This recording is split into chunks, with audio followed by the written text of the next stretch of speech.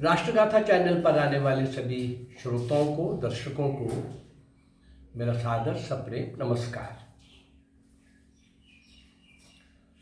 स्वतंत्रता संग्राम के अंतिम दिनों का संघर्ष, वो घटनाक्रम और विशेष रूप से नेताजी सुभाष चंद्र बोस, उनकी आज़ाद हिंद सेना और वो एक कमाल का जो आखिरी चुनौती अंग्रेज़ों को दी गई, वो लगभग एक आखिरी कील सिद्ध हुई उनके भागने में, उनके छोड़ने में। वो आतंकित हो गए, भय और डर के वातावरण में आ गए। सेकेंड वर्ल्ड वॉर में वो बहुत कुछ खो चुके थे और इधर ये भावी कुछ भयानक किसी चित्र को आंखों के दिमाग में ला करके वो बेचैन हो जाने वाले अंग्रेज़ कैसे भागे, क्यों भागे। मैं एक एक आज़ाद हिंद फौज सेना का, आज़ाद हिंद फौज का एक एक दिन का, एक एक युद्ध, एक एक मोर्चा मैं आपके सामने दे रहा हूँ। आज हम चलते हैं 5 महीने तक हॉलैंड के तट पर। हॉलैंड के तट रक्षा का प्रशिक्षण कर लेने के पश्चात आज़ाद हिंद फौज को फ्रांस के तट पर पहुंचने का आदेश मिला। प्रशिक्षण लिया और वहां पहुंचने का आदेश मिला। ये परिवर्तन कई कारणों से आवश्यक था। कारण एक ही स्थान पर रहते हुए सेना को उस प्रदेश और वहाँ के लोगों के साथ मोह सा उत्पन्न हो जाता है। प्रत्येक स्थान की अपनी अपनी अलग विशेषताएं भी होती हैं और इन विशेषताओं से परिचित होना भी एक प्रकार से शिक्षा ही है। आज़ाद हिंद फौज को बेल्जियम होकर फ्रांस पहुंचना पड़ा।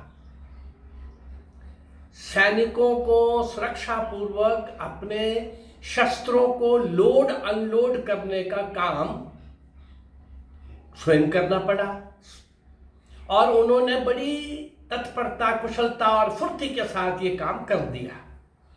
उनकी गति ऐसी तेज थी जैसे वो सचमुच सीधा युद्ध स्थल में काम कर रहे हो, युद्ध चला हुआ है, जबकि ऐसी बात नहीं थी। फ्रांस की भूमि पर आज़ाद हिंद फौज का पड़ाव लेकैनो क्षेत्र में डाला गया। लेकैनो, इस क्षेत्र की जलवायु बहुत अच्छी थी। समूचे लंबे तट पर आज़ाद हिंद फौज की कंपनियां स्थापित कर दी गईं और तेजी के साथ उनको तट रक्षा का प्रशिक्षण दिया जाने लगा। तट रक्षा के लिए ये आवश्यक होता है कि सेना के तीनों दस्ते, स्थल सेना, जल सेना और नभ सेना, इनका पारस्परिक आपस में सहयोग से वो काम करें। आज़ाद हिंद फौज को इन तीनों दस्तों के रूप में काम करने और सीखने का अवसर मिला। जर्मन सेनाओं ने महत्वपूर्ण बंदरगाहों और महत्वपूर्ण क्षेत्रों पर, तट रक्षा के तटवर्ती क्षेत्रों में समुद्री तोपखाने लगा दिए थे और इन समुद्री तोपखानों पर भारतीय सैनिकों को प्रशिक्षण दिया जा रहा था। इसी प्रकार पैराशूट प्रशिक्षण के माध्यम से उन्हें सुरक्षित स्थानों पर उतरने और महत्वपूर्ण स्थानों पर अधिकार जमाने तथा शत्रु क्षेत्रों में विध्वंस करने का ट्रेनिंग दिया जा रहा था, प्रशिक्षण दिया जा रहा था। अटलांटिक क्षेत्र की और अटलांटिक क्षेत्र का जो काम कर रही थी सेना उसको सुदृढ़ करने और नए ढंग से उनको उस समय की आवश्यकता के अनुसार उसकी किलेबंदी करने का, उस जर्मनी के जो फील्ड मार्शल थे रोमेल, ये सारा काम वो कर रहे थे। ये रोमेल कौन थे? ये अंग्रेजी सेनाओं के छक्के छुड़ाकर प्रसिद्धि प्राप्त कर चुके थे। इस प्रकार फील्ड मार्शल रोमेल के नेतृत्व में की जाने वाली अटलांटिक क्षेत्र की किलेबंदी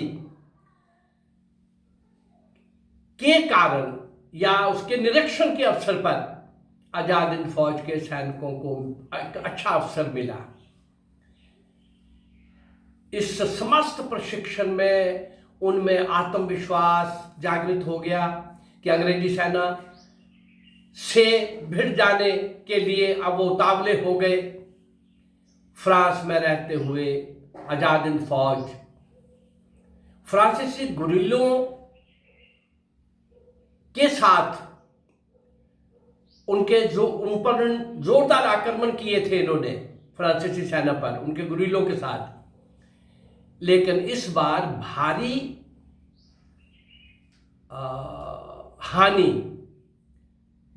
हानि उठा करके फ्रांसीसी सेना के गुरिल्लों को बहुत हानि उठानी पड़ी थी। काफी लोग आजाद हिंद फौज के हाथों मारे गए थे। इन आक्रमणों के समय आजाद हिंद फौज के वीरों ने यह सिद्ध कर दिया कि दुनिया की बड़ी से बड़ी ताकत से भिड़ने में सक्षम है। वो प्रशिक्षण हो गया, स्थल सेना, जल सेना और नभ सेना को मिलकर काम करने का। फिर ये सारा जो जिस क्षेत्र में जिस तरह के लोगों की जैसी तैयारी चाहिए थी, भारतीय पक्ष के भी भारतीय सैनिकों की भी कुछ हानि हुई, पर वे नगण्य थी। जिन 22 23 वीरों ने फ्रांसीसी गुरिल्लों के साथ युद्ध करते हुए जो बलिदान हो गए, उनमें से अधिकांश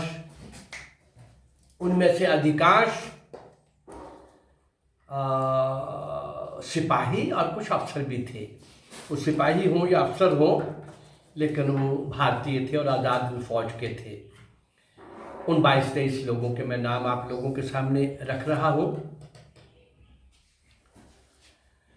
हाँ, अमर सिंह, अर्जुन सिंह, अली अकबर, अली खां और अली खान, इस्मत उल्ला, उमेद सिंह, कालूराम,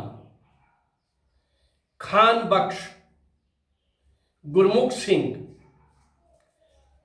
चंदा सिंह, दरियाव सिंह, दीदार सिंह, नमेरे पांडु, पीपी आनंदन, फतेह अली, बन्ने सिंह, मोहम्मद असलम, मोहम्मद यूसुफ, रब खान, लक्ष्मण अवंकर, लाल खान। ये ऐसे 22-23 नाम बनते हैं जो इस युद्ध के अंदर, यानी आजाद हिंद फौज के सैनिक कहां कहां पहुंच रहे थे।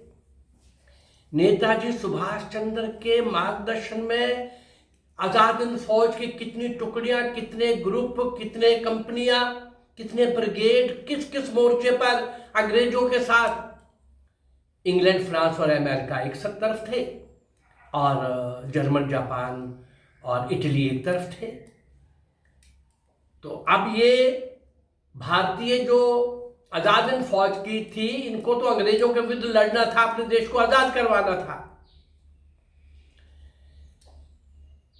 उस सब के लिए अलग अलग मोर्चों पर कैसे कैसे कितने कितने वीर सिपाही आजाद हिंद फौज के माध्यम से वहां लड़ते हुए कौन अपने घर से कितने हजार मील दूर, ये फ्रांस के तटरक्षक पे ये युद्ध हो रहा है।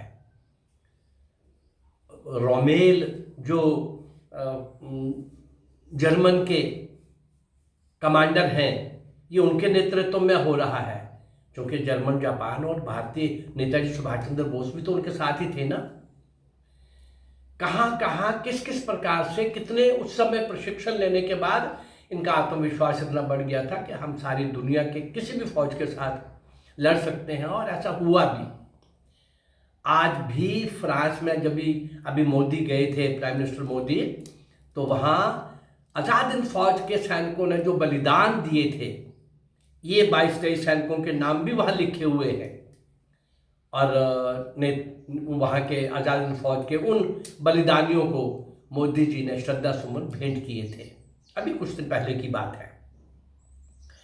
इस प्रकार हम देखते हैं कि आज़ादी में 17-800 जो मैंने क्रांतिकारी वीर वीरांगनाएं आपके सामने लाई हैं, जिनको कोई नहीं जानता, ये आज़ाद हिंद फौज के सैनिक जो अंग्रेजों के खिलाफ लड़ रहे थे नेताजी सुभाष चंद्र के नेतृत्व में। ये जो नाम आज मैंने 22-23 आपके सामने बोले हैं, इनको कौन जानता है भाई?